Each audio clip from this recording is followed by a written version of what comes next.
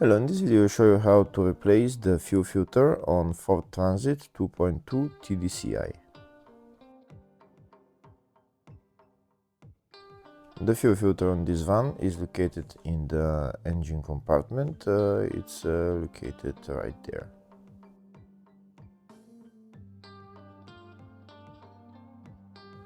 To remove the fuel filter, we need to turn the fuel filter anti-clockwise. We need to do it by hand.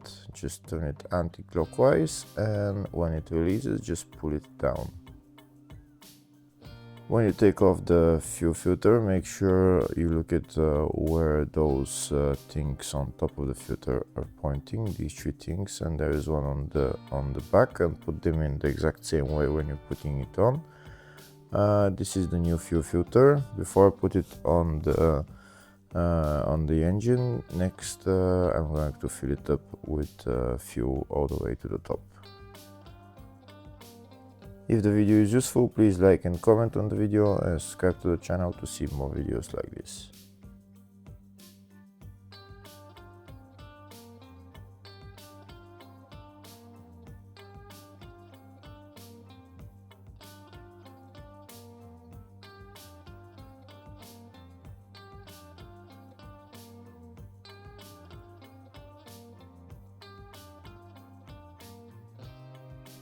Now I'm going to put the new fuel filter back in its place. Look at this thing. It should be this thing. This small thing should be pointing on the front, and this should be pointing somewhere here to the back.